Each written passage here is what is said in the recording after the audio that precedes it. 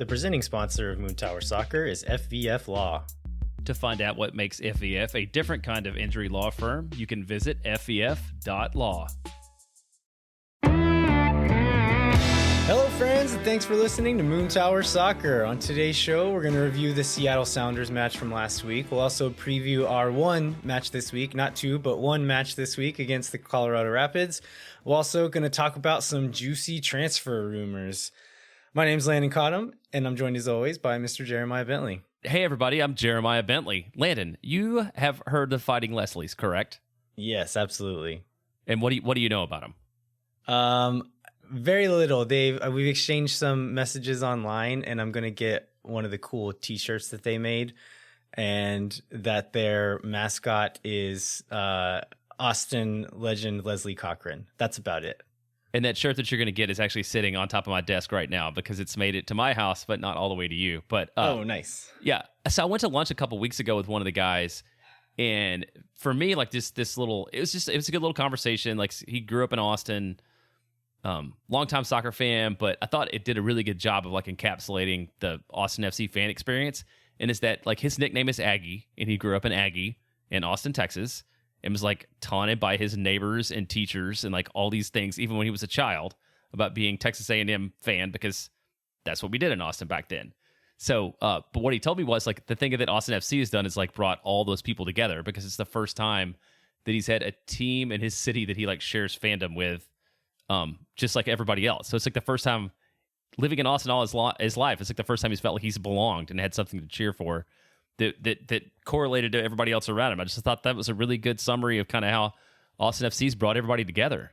Yeah, that's really awesome, because it's true on several levels, right? Like, we have friends within supporters group and like fan culture that are USMNT fans and Mexico fans, and UT fans and Oklahoma fans, and like fans of things that are opposites essentially. And they all come together to cheer for Austin FC. And it's like up in a place and under this tent that maybe they wouldn't have ever gotten together under before. And so that, yeah, it's really awesome that a guy like Aggie has found a place within the Austin FC fandom. Yeah, I thought that was really, and he also has a really good story about how he like snuck that banner in too, because they've got a giant, they've got a banner that's larger will be allowed in the stadium. I'm not going to give a secret away because I want them to keep getting it in, because I think it's pretty cool. But just know there's a lot going on there, and it's a fun group. And I will get you your shirt and koozie soon. Oh, a koozie too! I didn't know about that. Yeah, it's a bonus gift just for being a good guy. Nice. All right. Well, I feel like I've started way too many shows this way, but we have to talk about this game that I don't think either of us really want to talk about, which was Seattle Sounders match from last Thursday. Seattle ended up winning 1-0. This was, I think I said this on the last show. I think Seattle is the only team in MLS that has more injuries and missing players than Austin does right now. They ended up starting, was it 4 or 5 teenagers? Believe it was 5. And, you know, MLS even taunted us by naming them the men of the match and like scratching it out. I think it said boys of the match or something by the time it was over. But yeah, it was definitely a young and inexperienced lineup. I think when we talked to Jeremiah O'Shan, we thought it was like a Tacoma Defiance lineup, but it was almost a like Sounders Academy lineup by the time we got to it. Yeah, I think there were more Academy products than there were Defiance players on there. So I think leaving the stadium and during the game, this is like the angriest I've been after a game. Like, I felt a lot of emotions during and after Austin FC games, but I think anger was the emotion I was feeling, and we'll get into maybe why that anger was a little misplaced as we get into the game. But what were your emotions around this game? Well, so this is the first league game that I've not been to, because I had a work trip and I was in Dallas, and we were watching in a bar, and about half my coworkers are Austin FC fans, you know, so we all found a spot and got them to put it on, and we're really excited. And the other half were like not soccer fans at all, but they liked us and they wanted to just come along and hang out. And I feel like that game was like, as a fan, was the worst possible game, because that game lived up to like all the awful stereotypical things that people say about soccer, right? It was like fairly boring and kind of low scoring. And there was a lot of rolling around, and there was a goal called back, and like all the bad soccer things. Like all my coworkers who just love professional football are like, see, this is exactly what we thought it was going to be like. So it was double frustrating for me. Yeah. It was frustrating is a very good word for it. I think if you could put one word on it, that's the one, right? So, as we mentioned, Seattle started 5 teenagers, had really only one of their main starters start off the game, which was Joao Paulo, maybe a couple of other guys that would be starters, but the first half was just ugly. Like Seattle sat super deep.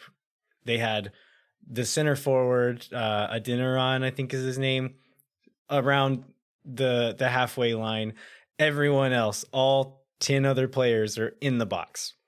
And just we're happy to let Austin pass the ball back and forth. And Austin was apparently happy to do that as well, because they didn't do anything else but pass the ball back and forth.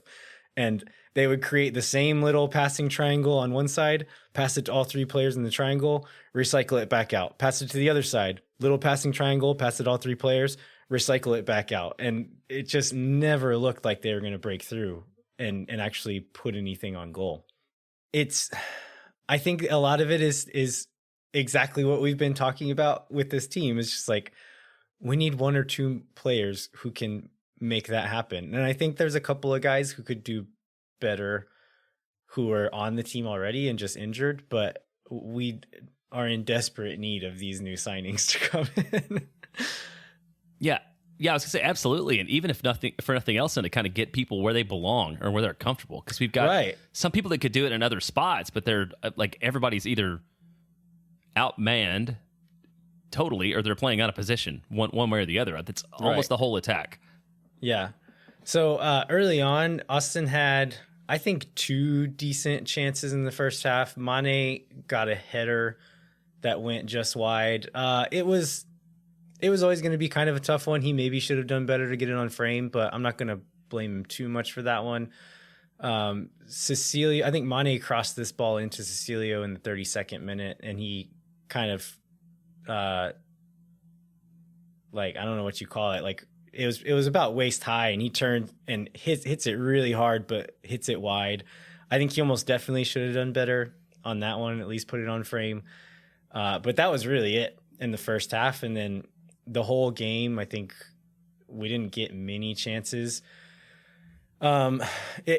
Seattle never looked like they were going to hurt us, but we never looked like we were going to hurt them either. And so it seemed like the whole game was just going to be sit deep. Austin's going to pass the ball around. Seattle will launch it long to their USL forward and hope he can do something with it. And that's a lot of what the first half was. Second half comes on. You hear on the broadcast, you could hear was it John Strong and Stu Holden that did the broadcast? It was, yeah. No, sorry. Taylor Twellman and John Champion. Oh, that's right. Yeah, I was watching the U.S. game, and John Strong and Stu Holden did that one. It was, John Champion and Taylor Twellman were doing the Austin game, and they were saying Seattle clearly came just to get a point. Like they were going to sit deep and hope to come out of the game with a point. And at halftime, you could hear them saying I think Schmetzer might change his mind now. Like if he thinks that he can get something out of this game, maybe they'll do something more. And I think Schmetzer had said he only really wanted to play Joao Paulo 45 minutes. And at halftime, he clearly changed his mind because Joao Paulo stayed on. The 52nd minute, Rui Diaz comes on. And I said it in the last episode. I was saying it online all week. You give Rui Diaz half a chance and he's going to bury you. And Austin in the 67th minute gave Rui Diaz an eighth of a chance and he buried us. And I think this was the thing that made me most mad, that maybe I should have been less mad about, was I thought that Stuver came off his line and got beat because he came off his line. Really in the replay. So you see Kellen Rowe kind of dribbles it across midfield and has someone running up the right wing. He tries to play a driven through ball, and Beasler gets in front of it and deflects it. The ball bounces off Beasler's chest, falls to Rui Diaz, and in half a second, he just blasts it. And so Stuver had kind of come out and stepped wide because he saw that through ball coming, and he was in decent position for that. And the ball bounces off Beasler's chest, and before Stuver can even move from that position, Rui Diaz hits it. And I don't know that like Stuver maybe could have done better, but I don't think you can look at that and say that's Stuver's fault. I think you look at that and say that is a moment of brilliance from one of the best players in the league. Yeah, Beasler kind of accidentally puts the ball on his foot, but Rui Diaz is one of the only guys that even with that ball at his foot from that far out scores that goal. That's not a normal chance, even sort of with the chain reaction of events that led to it. Yeah. So either way, it felt like a massive punch in the gut. Like it was like Seattle does not deserve to win this game because they've just been sitting with all 11 players in their own box the whole time, and they put in one of their starters for 10 minutes and he scores that goal, and it just it was brutal. But after that, Austin in the second half, Austin did look a little better. They looked like Wolff had kind of told them straighten some things out at halftime maybe. And he said in the post-game press conference, he said that the first half was wasted. He's like, we've been working on stuff for the last 5 or 6 days. Those players did not do any of it in the first half, and that was a wasted 45 minutes. And so the second half, they looked a little bit better, but then that goal happens, and it's, I don't know. I think the players felt that punch in the gut as well. In the 77th minute, this wasn't a corner because you can't be offside on a corner, but it was a free kick from out wide. Julio Cascante dives, gets ahead to it, puts it in. Stadium lights go green, smoke bombs go off, the crowd goes wild, beer showers, everything. VAR checks it, calls it back, correctly so. Julio Cascante was a head and a shoulder offside when the ball was played. And goal doesn't count, which was a second gut punch of the night. Yeah, it was. But you're right. I mean, there was no doubt about it not being a goal. And then is that when Cascante, did they come out and check him then, or was that later in the game? When was it then? I think it was slightly after that. Okay. And it was kind of weird because there wasn't like an obvious collision or anything. Like a lot of times you see two players like run into each other and smack heads. The ref will blow the whistle and they'll have the medic come out and check him out because of the concussion protocol. That's not what happened. Like they had been playing and then they stopped play and had the medics come out, and Cascante looked confused too. But the only thing I could think of is either someone on the sideline saw it and had them call out to the ref, or like the VAR saw it and called out to the ref. But there must have at some point been some kind of head contact with Cascante, and they wanted to get him checked out before they let him continue playing.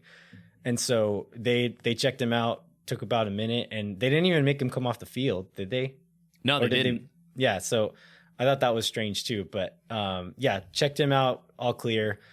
And game ended 1-0. There weren't really any other real chances after that point, but really disappointing loss. There's a moment. Well, Seattle they're the best team in the league for a reason, and it's not just because of how good some of their players are. It's the system and the coaching and kind of the culture that has been built around that team, and that culture sinks deep into their youth system too, apparently, because some of those kids did not look out of place. Was it the kid with the hyphenated last name? I can't remember his name now. Reed Baker Whiting or something like that. He did not look out of place in that game.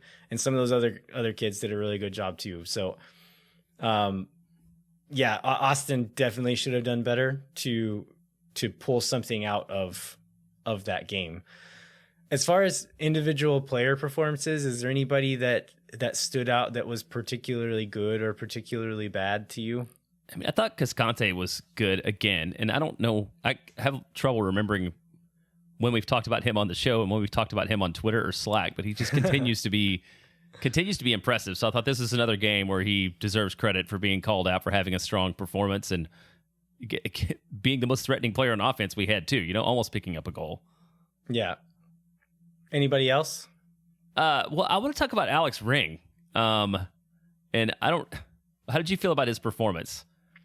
He had a really rough start to the game, didn't he? Like some misplaced passes, some bad touches, and in a game where a team was like pressing higher on us, it could have turned into more, but luckily there was like 2 guys within 30 yards of him a lot of times when this was happening. So, but yeah, I thought he looked kind of rough early on. And then he had a header as well, which he's had a few headers now this season that he should have either hit harder or placed better. And another one where he kind of hit it softly and straight at the keeper when nobody was marking him. And so I thought it was maybe one of his worst games. And we have high standards for him, right? Like we expect him to do really, really great every game. And this was not one of those games.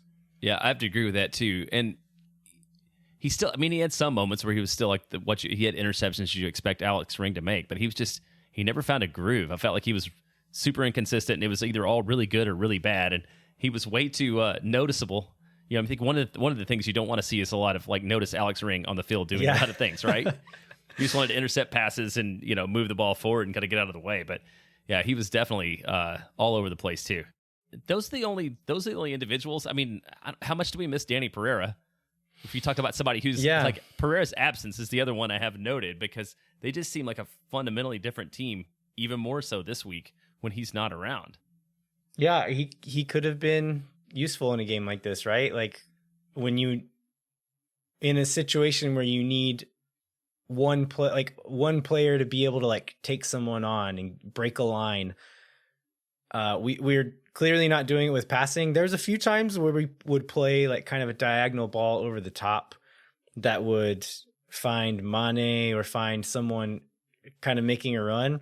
And there was a few dangerous moments there, but Danny Pereira has that dribbling ability to be able to kind of just like skip past a player just dribbling by them or kind of making runs. And he does something different than the rest of the team does. And so I think it still would have been difficult, but he at least offers something a little different than in the attack than some of the other players do.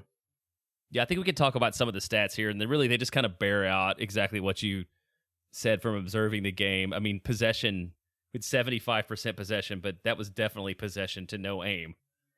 Yeah, I think there's like a range of possession that you could say like, okay, this team just did a really great job of possessing the ball. 75 is to the point where like they're letting us possess the ball. They don't want the ball. Yeah, there was that. I was going to say that. We outshot them 13-10. The passing numbers, I think, again, really reinforce that when you talk about sort of sideways passing and back passing and triangles. Oh, Jesus, I hadn't even seen this number. That's why don't you read that number? Yeah. 656 passes to 181. Wow, that is insane. Yeah, Seattle, like I said, did not want the ball. 3 shots on target for both teams. So even though they only passed the ball 181 times, they still managed to get the same amount of shots on target as we did. And then you have written here shots outside the box. Yeah, again, half of our shots were outside the box, which stats have shown that we score more goals when we shoot from inside the box. Yeah, well, and I think we'll get into this later, but the thing that excites me the most about our potential new signings is there seem to have been a lot of shots inside the box. Yeah, in his highlight videos. So we'll give away a point from later on. So, what'd you think about the post-game press conference? It was.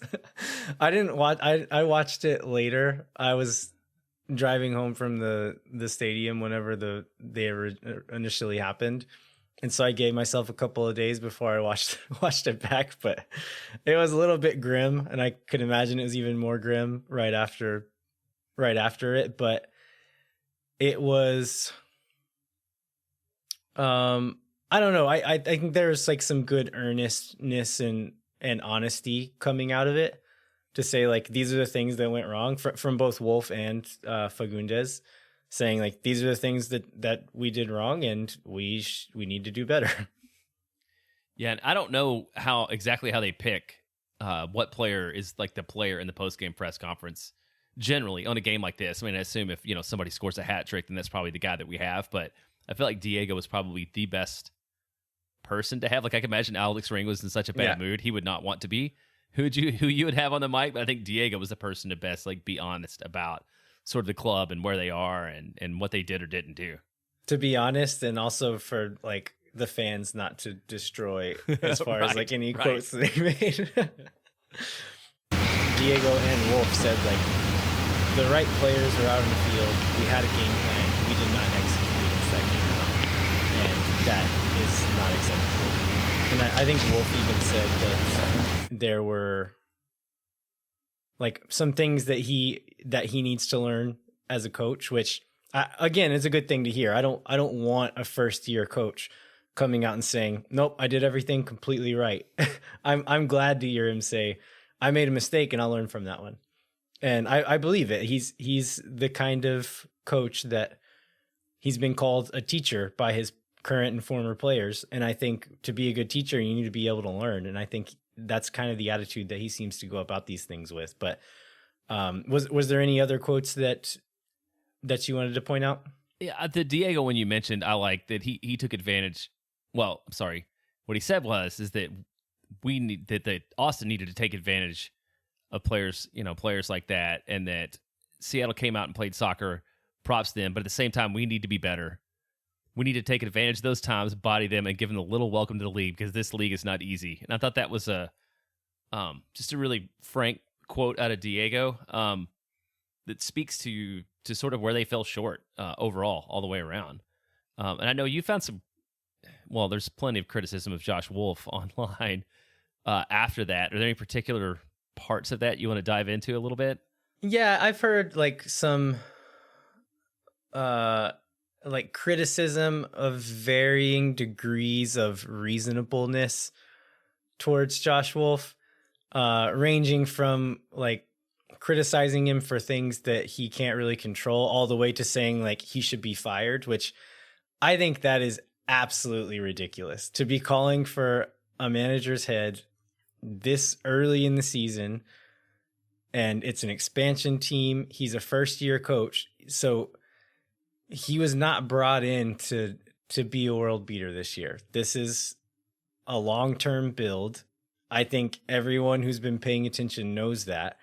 And like, I don't know, just people who I think it's like the whole like world modern football thing, right? Like in the Premier League and like Champions League clubs, there's always like this big call, like he's only been here for 2 games, but he's lost both of them. Fire him. We need a new manager. And it's just like this whole mentality that I think is a part of the game at certain levels and in certain situations. This is not that situation. Josh Wolff, as long as he is showing progress and is very clearly putting a system into place, which I think that is obvious that he has a system and these players are executing against the system for the most part, he's not going to get fired and he should not be fired.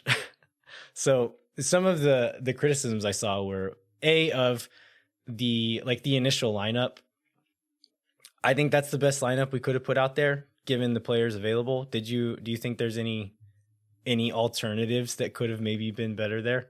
No, I think that is given what we had, and that touches on the next one, just substitutions, because we didn't make. I think we made 2. Yeah, we only used 2 substitutions. But then if you went and looked at like who else was on the bench, there were no other. Yeah, there was nobody to go to. I mean, who are you going to put in? You're going to put Freddie Kleeman at center forward. Really, the only offensive substitution that was not used was Jared Stroud. Jared Stroud was not the guy who was going to change that game. He's not. We've seen enough of him to know that in a bunkered defense, Jared Stroud's not going to change that game. Jared Stroud is at his best in like an open game where he can get out ahead of someone, put in an early cross. But in a game where it's bunkered, he's not going to change that. So that's not the answer. So substitutions, that's not a valid criticism.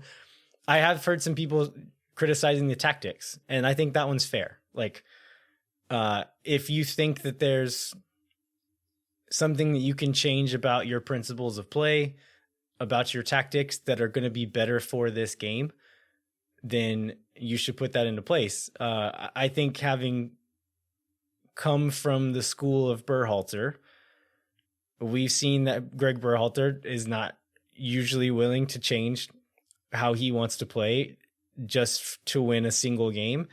He's in it for the long game, for better or for worse. And I think Wolff is kind of that same way. And so in a situation where maybe playing like a bit more direct or doing something else is going to be a little bit better in a game, I don't know that he's going to venture too far off of his game plan. And I think if you think that's the wrong way to go, I think that's a fair criticism. Maybe being a bit more adaptable is something that Wolff should do. But I think that's just the way he's going to coach, and it's the way he was taught to coach. And I think that's something that I think he sees it as, this is the way we're going to play for the next 3, 4, 5 years. This is the way we're going to play when we get these new signings in. And so I'm not going to change it for this game. Do you think that's a fair assessment, or am I reading that wrong? No, I think that has to be the assessment. And I think that goes back into Claudio talking about not acquiring players, like as a response to an emergency, but really building for the long term. And I think the way that they work together, the roster, Josh is still dealing with the partial roster construction, right? Too. So you're dealing with partial roster construction and, injury. I think that they really are into this 3-year, 4-year, whatever it takes, like view of what they're doing. I think that extends to the way they play on the field just as much as it extends to the way Claudio's like making acquisitions that fit within sort of their target areas where they want to build the club. So Austin FC is now in last place in the West. Is this, we just said like it's not time to fire the manager. Like how should we feel about being last place in the West right now? I don't think we should feel great about it.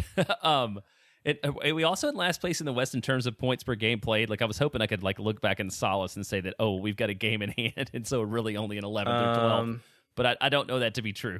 I don't think we do.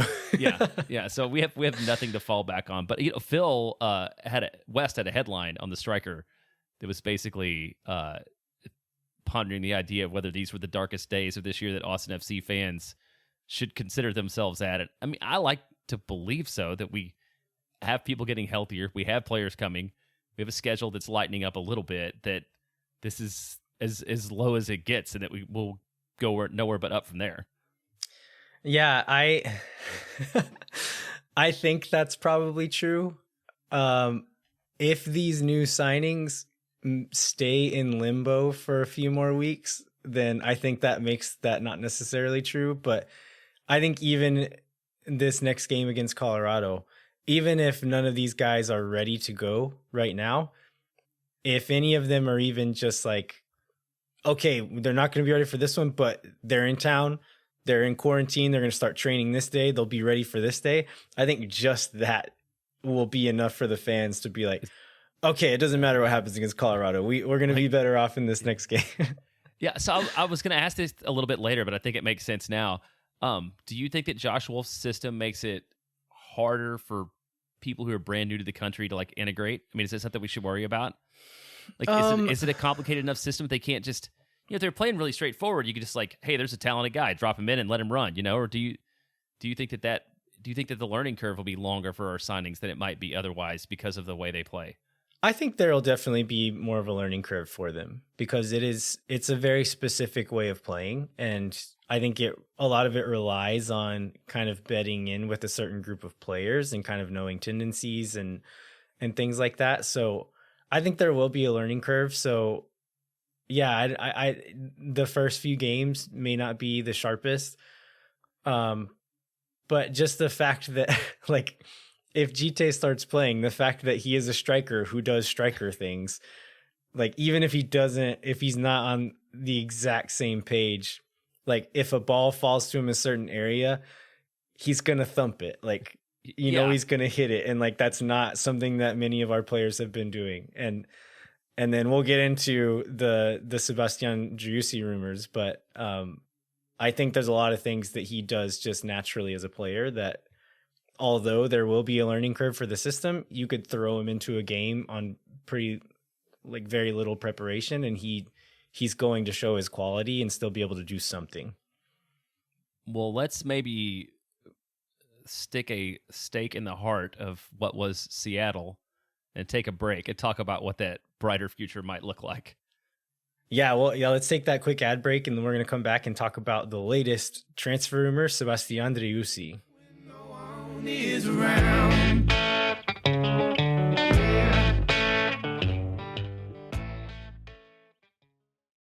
Moon Tower Soccer is brought to you by our friends at FVF Law, the official injury lawyers of Austin FC. FVF is a different kind of personal injury law firm dedicated to community, transparency, and client education. You can go to fvf.law to find out what makes FVF a different kind of injury law firm and why understanding your legal options can dramatically change the outcome of a case. Once again, that's fvf.law. All right, Jeremiah, let's get into it. I think this is what I spent a lot of my weekend doing, and then a ton of us were waiting today for green smoke that never came. But there's been a rumor that, a revived rumor, I guess, that 25-year-old Argentine forward Sebastian Driussi, the rumors were that Austin FC had put in a bid or that maybe he was going to be signing. Now the reports are that it's happening. It's all but done. So if you all remember back when the Pochettino rumors started, kind of the main journalist that kind of broke the story and said, like, this is a done deal, it's definitely happening, was Cesar Luis Merlo from Argentina.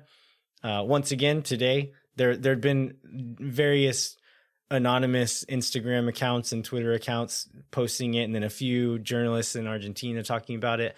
Cesar Luis Merlo today tweets that it's happening. Like, this is definitely happening. And he's the kind of guy that doesn't tweet about stuff unless it's happening, right? Like it's almost definitely going through if he's talking about it in such certain terms. So we were sitting around all day Monday today, waiting for that green smoke, and it has not happened yet. So, what do we think the holdup is here? This is just, I believe I've mentioned, like, MLS transfers are so tedious. I feel like we've been talking about this for almost a month, in some form now, in some rumor. I think this is even longer than Pochettino. And I think Djitte posted like a farewell video to him, right? So like he's officially out to parts unknown as of today. So, definitely out at Zenit. Zenit posted essentially like a report saying like, we are confirming that Driussi will no longer be playing for us. He posted a video of him like saying goodbye to all of his teammates, and like a very emotional video of him saying like, the last 4 years have been amazing. I can't wait to see you all again. Thanks for everything. And it was like really emotional. It like seemed like he was tearing up while I was saying it. So he's gone. And then you've got Merlo in Argentina saying like he's coming to Austin.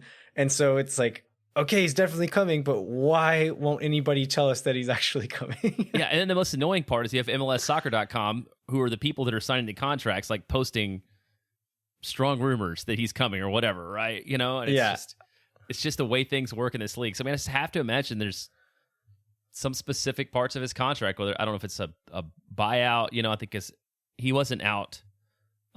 He wasn't out of contract, so there's some transfer fee, or there's probably an agent somewhere or something. I mean, there's so many factors that go into these deals that I can't necessarily guess what the specific one is. So it's just a matter of time, and I would like that time to be sooner rather than later. But I've learned to not. What do they say? You need to control the things you can and sort of not worry about the things you can't. Like, that's what I'm trying to do with this move. Yeah, and you mentioned all the various things that could complicate it. Add in the global pandemic going on as well, which I'm sure complicates things even more. But we do think it's happening. Maybe by the time you hear this episode, we're going to see Precourt's green smoke tweet, and it's going to be all going forward, but maybe not. Who knows how long it's going to take? But we are pretty confident it's going to happen. So we're going to go ahead and kind of cover the player now as if it will happen this week. But how are we feeling about this, Jeremiah? What are your thoughts on it?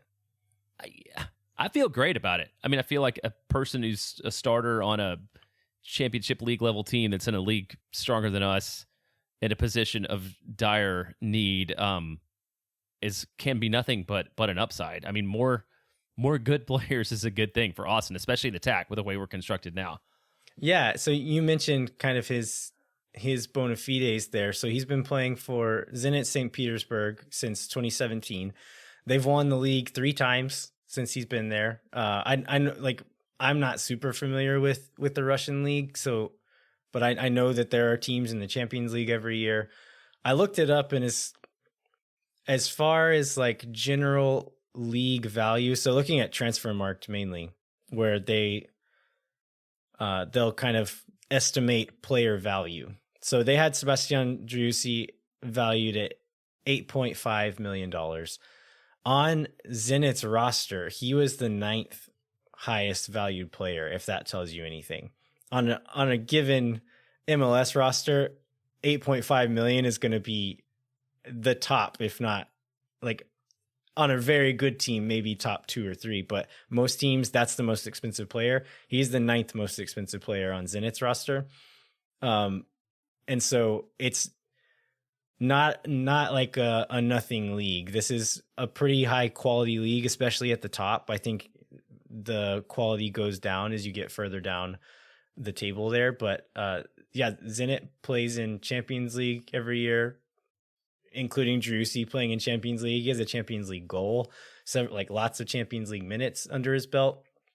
So just from kind of a resume standpoint, I think this looks pretty good. If you look at his stats, I've seen some people saying that like they don't think his stats look super good. So it's not.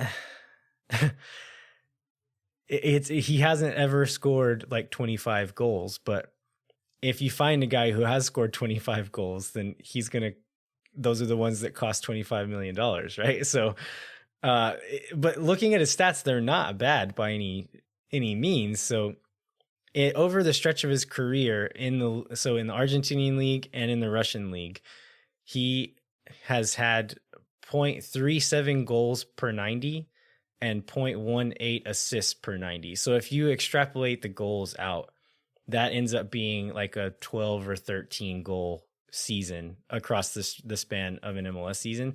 That's a great return in MLS. And he was doing that at arguably a higher level than MLS, doing that in the Russian league and in Argentina with River Plate, where he came from. So I think that those stats, like maybe they're not the eye-catching, like tons of goals that everybody's wanting to see, but I think those goals, especially when you kind of extrapolate that to MLS, that could turn out to be some really good stats. Another concern that I've seen online is that people aren't sure that he plays the position that we need right now. So he gets listed as a left wing a lot of times, which is he's played quite a bit there for Zenit, but I would hardly call the position he plays left wing, even when he's on the left wing. So how much footage did you get a chance to watch? Did you just see kind of the highlight goals, like goal videos on YouTube, or did you watch anything else? So I watched those videos on YouTube, and he was scoring a lot from in close. That was the one thing that we talked about before we came on, was that he was scoring a lot around goal, which is nice. And then I watched some of the, I guess it was from Y Scout stuff that you sent over, which is more, not just goals and assists, but more sort of regular game actions. And I mean, it's probably not surprising, but he's clearly would be the most talented player on the field for Austin FC in the attack, for sure, right? I mean, just from what I've seen, there's not much doubt about that. Yeah, I was talking to Kevin Morris over the weekend, and I said, sure, like he'll be our best player, right? And Kevin was watching some footage as well, and the only person that he thought, and I think this is fair, that would be even like in the same caliber would be Alex Ring, as far as just like thinking of like which player on this team could play at the highest level. And I think Driussi and Alex Ring are the ones who you could throw them into like the Bundesliga and they would be fine. Like they would be good players in that league. And I think that's fine. But as far as attacking talent goes, he's going to be our best player day one. Like we talked about betting into the system and all that. Like he's going to be our best player. And talking about position, so he's played on left wing quite a bit for Zenit, and it's not really as like I was thinking like left wing is like like in a 4-3-3 like left wings. Like Zenit usually plays like a straight up 4-4-2. And so he was really playing like left midfielder in a 4-4-2. But even when he's playing on that left wing, he's floating all over the field. And so a lot of fans will recognize the name Malcolm, the Brazilian player Malcolm. He plays for Zenit and he plays on the opposite side on the right wing. And so a lot of their play kind of runs through Malcolm on that right side. If the ball's on the right side and Driussi's playing left wing, Driussi's in the middle of the field. He's not hanging out over in the left. He's over there, like kind of in that number 10 spot. And so regardless, I watched quite a bit of footage over the weekend. I think I watched 2 full games, and there was another game I found where he came on in the 65th minute and was really involved, and watched all of that. But regardless of what position he's starting in, he always kind of floats into the middle of the field. And so super active, moves around a lot, but not in a way where he's like chasing the ball because he's like being selfish. He's doing it in a very smart and like helpful way. And so if I had to put a position on him, I would say he's like a kind of like a second striker / number 10. And regardless of where he is on the field, he finds a way to kind of still play that position. So I was thinking, would you say, does that remind you of like the way for those of us that have just watched Austin, like the way Diego played against Portland? Because didn't he play on the left wing? And then if you looked at it, but then if you looked at kind of where he played positionally, I mean, he started on the left wing, but if you look at what he played positionally, that was not at all where he was, right? He was kind of in the midfield and leading the attack. So you would see, you could kind of imagine that being a similar setup for how Driussi plays. Exactly. Yeah. The way that Diego played that game is a lot like what Driussi does. There's a lot of games where, so like in Y-Scout, if you go through like the game history, it says what position the player played. And so I went through and found a bunch of games where it listed him as playing center forward and watched through. And almost every time there was another striker up top that would kind of stretch the line and stay high. And Driussi was dropping in, running all over the field, making himself available, picking up the ball, moving the ball around. And so I only found a couple of games. I'm sure I was just kind of picking through randomly, finding stuff. But I did find one game where they're at River, his last year at River, where he was playing as like a proper center forward in a 4-3-3. But every other thing I saw, there was almost always someone else up top, and he was dropping in, floating around to the left, floating to the right, moving around, dropping into midfield. And so a super active player. And you mentioned Diego Fagundes. I think not similar to Diego in every way, but similar to Diego in how active he is. And we mentioned the he's here, he's there, he's every effing where chant that applied to Diego a few episodes back. That applies to Driussi as well. Really like buzzy little player that's kind of all over the place. Other tendencies that he has, and the way that maybe he's not like Diego is he moves really well in the box. And so he can kind of drop in and do like those number 10 kind of things. But when the ball would get forward for Zenit, when he's playing in that second striker position, he moves in the box like a striker. And so like really clever runs, really like intelligent runs. And then he's not a super big guy. He's listed at 5'10", but I wouldn't be surprised if that was a bit of an exaggeration even. Scores headers, like gets his head on the ball, really crafty in the box. Will definitely be a guy who, if he gets a chance in the box, he's going to smash it and will likely finish it, which is, again, would be a very welcome skill set to have. Yeah, that's what I noticed from the one, like the YouTube video that everybody I think probably watched was it was aggressiveness in the box on every shot. Like there would be the floating header that Alex Ring put in against Seattle would have been hammered.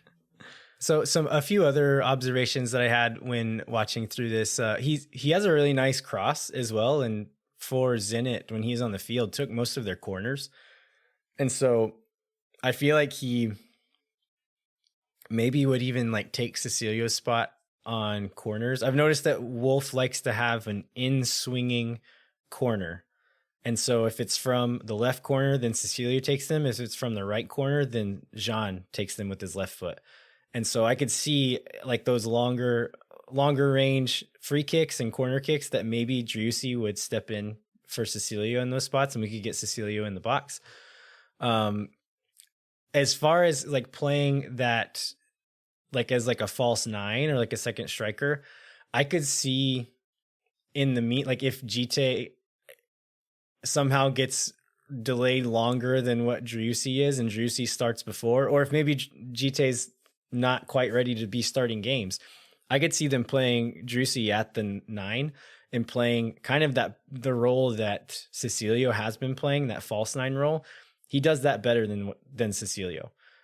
His kind of drop in play, that kind of like soft hold up play, if that makes sense, like dropping in to receive a ball. He's not like posting up on dudes and like leaning back on 6'4" defenders. Like he's not that kind of hold up player, but the kind of dropping in one touch to one of the midfielders and turning and running, like that kind of stuff he's really good at.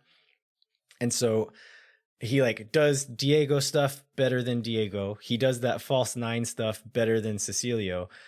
And by him doing some of that stuff, he opens up these other players to do other things that they're as good at, like other things they're better at, to do it in a different spot. And so I just think he brings a lot of skill set and a lot of quality that is really going to help this team. And after watching the YouTube clips, I was like, I don't understand why this is the guy they're going after, and I wasn't super high on it. But after watching all this footage over the weekend, I am going to be extremely disappointed if this transfer doesn't go through for some reason. Oh, well, we don't want anybody to break your heart, Landon. So that's yeah, and like if he could find Djitte, in the air somewhere between the other hemisphere here, it'd be great. Maybe you can grab him and bring him along too. So do we think Driussi is going to solve all of our problems? The answer is no. But no one player was ever going to solve all of our problems, right? So I think Driussi solves our problems in the sense that he lets other players play their better positions, just brings more quality to the attack. And I think if Djitte is a half decent striker, then I think the two of them together solve a lot of our attacking problems. I would totally agree with that. And just even in terms of minutes, it lets guys like Stroud and Gallagher come on and cause trouble, right? And not be relied on every game or almost every game to be starters and to go the full time, and it allows Diego to play a little differently, and allows Pochettino to sit on the bench some, and not play every single minute. And it's just, there's so much more flexibility. It adds up if both these guys come on board and they're competent. Yeah. And one other thing that I wanted to talk about, just based on what I'm seeing online, is like where he would play in this system. And I've seen some people just say like, oh, he should play the 10. I was like, well, in Josh Wolff's system, like, what does that even mean? What is the number 10 in this system? Like, the 10 is who you tell to be the 10, like regardless of where they're starting on the field. Like, you could say that Diego Fagundes in Portland was playing as kind of a 10, even though he started on the left wing. And so I honestly, I have no clue where he's going to line up initially on the pitch, but I know that wherever it is, he's going to play more or less the same way, and he's going to play kind of that 10 creative playmaker thing. So I could see him playing on the right wing. I could see him playing like a false 9. I could see him being at like one of those two, what Wolff calls the 10s, like those two advanced midfielders. And so I honestly don't know, but I could see any any combination of those things. So maybe you get Cecilio on the left wing, Driussi at the false 9, and Gallagher, Diego, somebody else on the right wing. Or whenever Djitte's in, I could see it being him being on one of the wings, Cecilio being on the other wing, Djitte at striker, and then you can play Fagundes in midfield. I don't know, and I imagine we'll see all of the above while Wolff is kind of playing with it, or like see something he wants to exploit or take advantage of in certain games. I think we'll probably see him in a few different spots, but the good thing is he's not going to be shoehorned into those spots. He can play all of them and do it to a pretty high level. That's great to hear. That's something I don't think. I mean, positional flexibility is good. I mean, we've got a ton of people with positional flexibility, but they have to be good in those spots. Like we have a lot of people who can play positions that maybe shouldn't be playing those positions. So a little bit more depth in attack will definitely be nice. So talking about some other potential additions or eventual additions, we've got Moussa Djitte, who is definitely signed. He's going to be here eventually, right? But he's not here yet. The word is that it's visa stuff being caught up. The American government doesn't care that Austin FC can't score a goal. And so that's apparently what the holdup is. As of the end of last week, we had on good information that he was not in Austin yet. And whenever he does get here, I think Wolff said in one of the press conferences that he's going to have to quarantine for 5 days. And then at that point, they'll start training and see if he's ready to be fit into the squad yet. So like if he got here today, he might be available for the Colorado game on Saturday. So I'm not going to let my hopes get too high for either of these players to play in the game on Saturday. The other one is Mackenzie Gaines, who we saw a little bit of in the Tigres match. He's still, according to reports from Chris Bills, he's still training with the team. And so my read on that is that Wolff is still kind of assessing him and seeing if he thinks that he wants to add him. Is that what you took from that? Yeah, that's what I took from that too. And I think we are running out of roster spots. So you have to make sure if Mackenzie Gaines is the guy you want, then you're taking him at the exclusion of being able to sign somebody else on another part of the field. So you have to decide, like, is this a position of need? And if so, is this a guy that can help us out? Yeah. So I was looking at kind of the supplemental roster rules, and based on that, I was fairly confident we'd be able to get Gaines on a supplemental spot. Do you think that's true? I'm 99% sure that's true. So we do have one spot left that he could fit into and therefore would not take up a senior roster spot. I was kind of the mind a few weeks ago that we needed to use that spot on a defender, like a versatile defender who could maybe play center back and outside back. Now that we've got 3 healthy center backs, and then we've got Freddie Kleeman back in the team, and Aiden Stanley has shown that he can play on both sides at fullback, and I believe he played some center back in college and could even slot in at center back. Maybe we're good on the back line for now. As far as like depth goes, you could talk about quality and like replacing players in the offseason, whatever. But as far as just like covering our bases and having enough depth on the back line, I think maybe we're good. So maybe we could afford to sign a guy like Mackenzie Gaines and just have some more forward depth at this moment. Well, forward's definitely our position of greatest need at this point, even with guys coming eventually. I did love the I don't remember, I saw it in several places, the Moussa Djitte on a milk carton meme. Yeah. Have you seen Moussa Djitte? So shout out to the guys that put that together. All right, let's jump into some other Austin FC news real quick. So Austin FC was initially supposed to play 2 games this week. So there's going to be a midweek game against Vancouver Whitecaps. Vancouver had been playing their home games in Salt Lake City, but they last week were allowed to go back home essentially. You're going to play the rest of their games at home in Canada. While they're in that transition period, they decided to move this game back. And so Austin will now not have that game in week and only have the game against Colorado, which I see is great news for Austin FC. With where we are right now, that's nothing but good. One thing we didn't talk about when we were talking about injuries is that Josh did a really good job this week of saying these 6 guys are all in various states of recovery, and some are going to be back in a week, and some in 2 weeks, and some longer, and never not being specific about any of them. So will Nick Lima be back? Probably not for Saturday, maybe for the next game. Who knows? The same with Schoenfeld. And so I think, if we can get a little gap here to get guys in and continue to get guys healthy, we'll be in a lot better shape.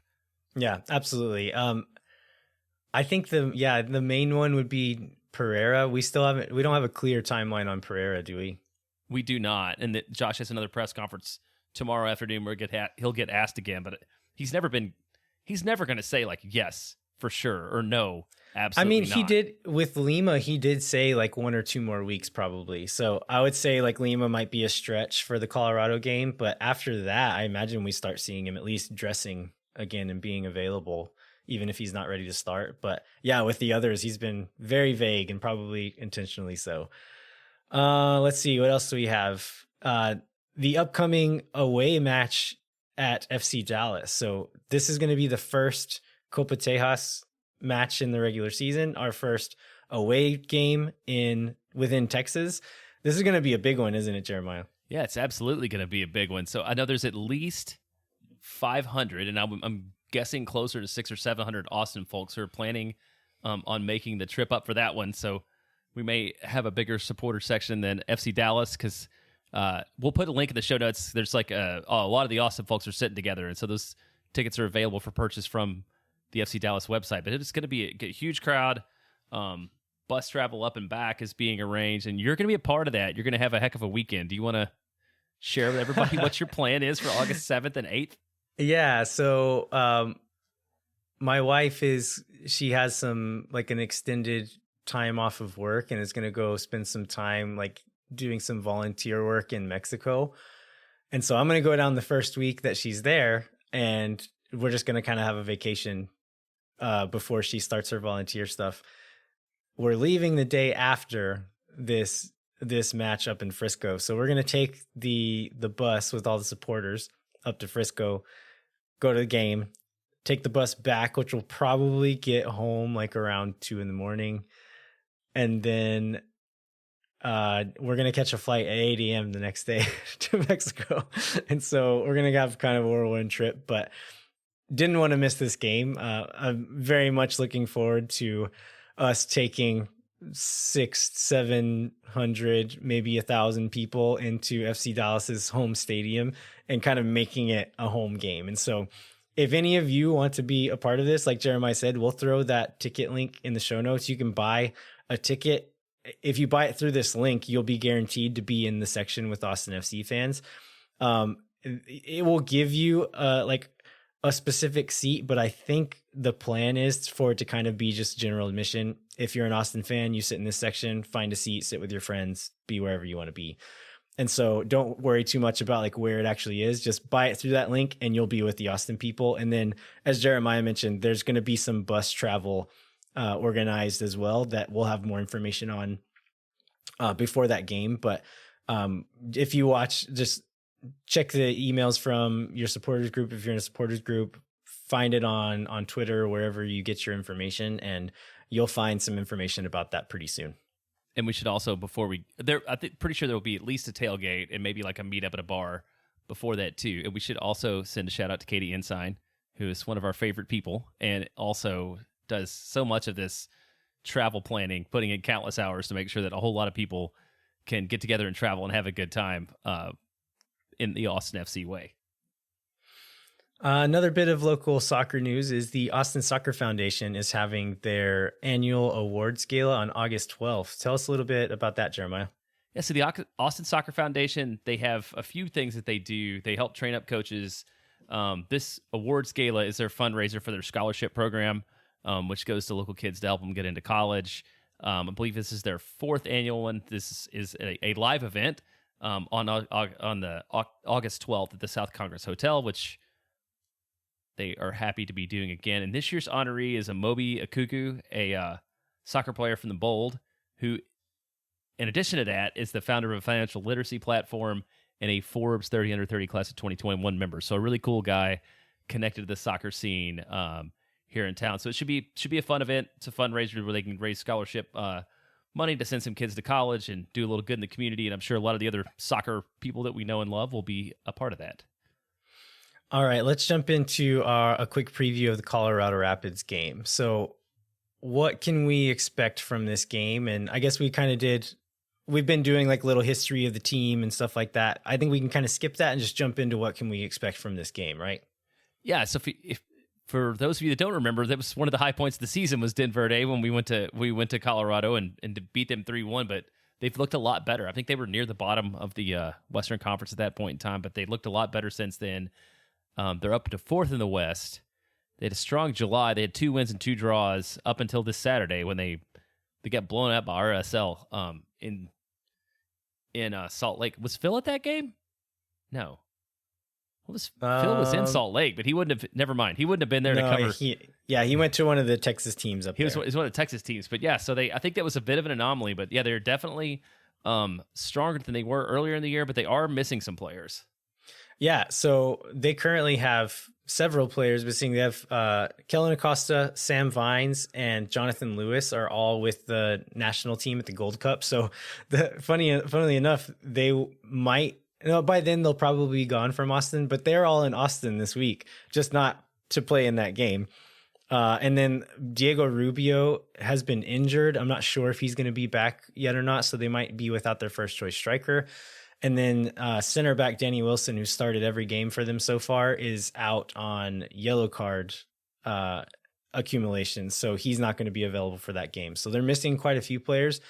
That being said, they have quite a few quality players still available, but missing a few in some key spots for sure. Well, and I am not going to get arrogant about a team missing players after this. We did that Seattle preview, and we're like, I mean, they got a bunch of teenagers, and like everybody's good's on international duty or hurt. So this is going to be a great chance for us to pick up points. So I'm not going to say that about Colorado, even though they may be a little bit depleted. But also, it's probably a really good chance for us to pick up some points if we're going to.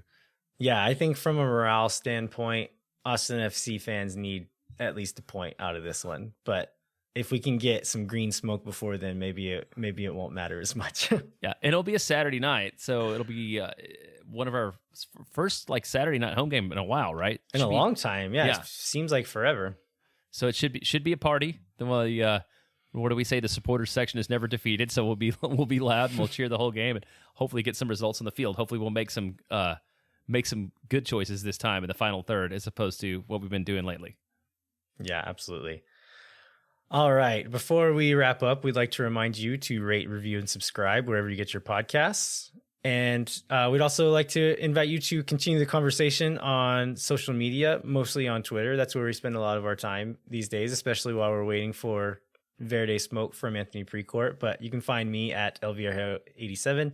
Jeremiah's at jbentley_ATX, and you can find the podcast on Instagram and on Twitter at Moontower Soccer. We'd also encourage you to visit the Striker Texas website. Jeremiah, what is an article they should look for this week? So Phil wrote a couple good wrap-up articles. One about Diego, but specifically went into depth on that quote that we talked about earlier, and then also this piece on basically, this as bad as it gets for Austin FC fans? And I thought those are really good. And on the rate, review, and subscribe, like I loved all the people that rated and reviewed when we were like giving away money to the food bank, and then when we stopped, they stopped. So like if you like the show. If you like the show, like it helps us out if you tell people about it, even if there's no financial motivation. We can still send out stickers, right? Maybe we could do that. We can send some stickers for a review, but maybe we won't donate any more money. All right. Thanks so much for listening. We'll be back in 1 week with a new episode of Moontower Soccer, where we will cover the latest in Austin FC news. Hopefully a signing, hopefully the arrival of the lost Musa Djitte. And then we'll also review the Colorado match that's happening this weekend. And then we'll preview the first Copa Tejas matches that will be coming up that next week. Until then, I'm Landon Cottom. I'm Jeremiah Bentley. We'll catch you next time. No one is around.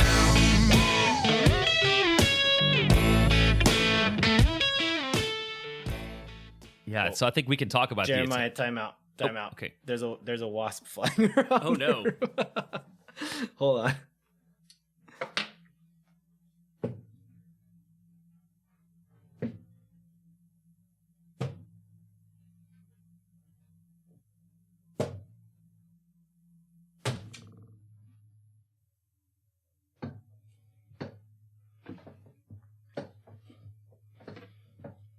Okay, I'm back. That was quite dramatic, man. Did you get it? It was a fucking flying roach. Oh, geez. It like landed on my computer monitor. Okay, I have no idea what the last thing that was said was.